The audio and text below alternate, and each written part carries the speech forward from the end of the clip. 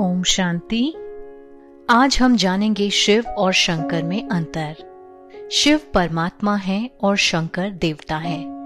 इसलिए कहा भी जाता है ब्रह्मा देवताय नमः, विष्णु देवताय नमः, शंकर देवताय नमः और शिव परमात्माय नमः।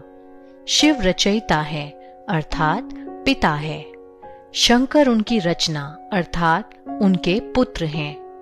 दोनों का नाम अलग है, दोनों के स्वरूप अलग है। एक का नाम है शिव और दूसरे का नाम है शंकर। एक का स्वरूप है आकारी, दूसरे का स्वरूप है ज्योतिपुंज अर्थात निराकारी, जिसे मंदिरों में शिवलिंग के रूप में दिखाया जाता है। परमात्मा शिव का खुद का कोई शरीर नहीं है, वो ज्योति बिंदु है।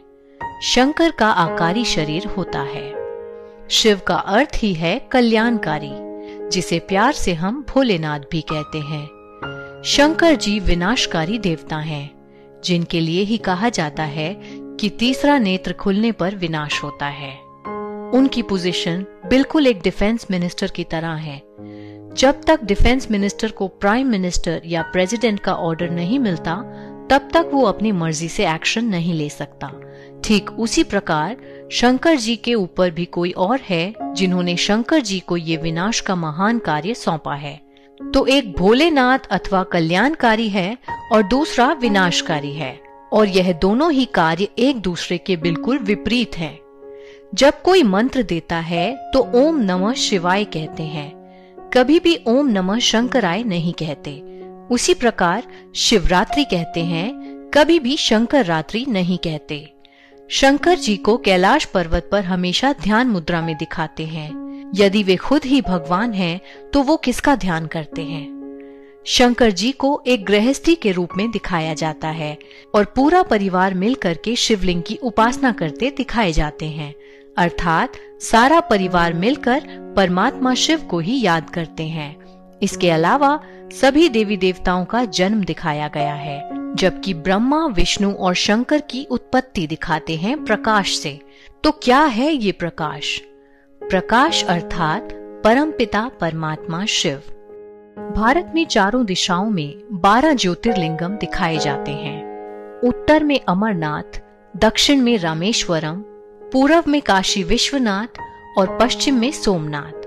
और इन सभी जगहों पर केवल और केवल शिवलिंग की स्थापना ही की गई है। यहाँ शंकर की मूर्ति कहीं भी नहीं है।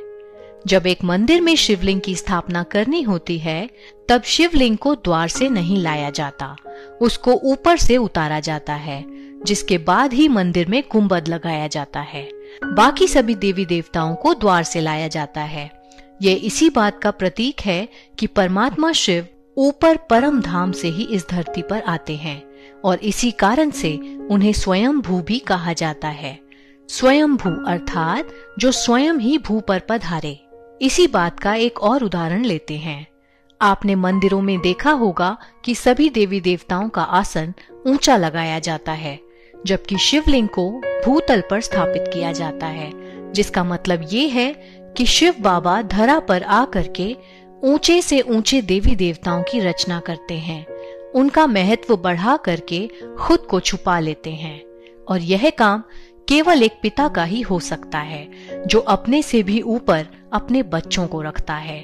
इतना निरंकारी केवल और केवल एक शिव परमात्मा ही हो सकता है। आशा करते हैं आपको शिव और शंकर का अंतर बखूबी समझ में आया होगा। कल हम आपसे फिर मिलेंगे एक नए टॉपिक के साथ। तब तक के लिए जुड़े रहें हमारे साथ और शिव बाबा को याद करते रहें। ओम शांति।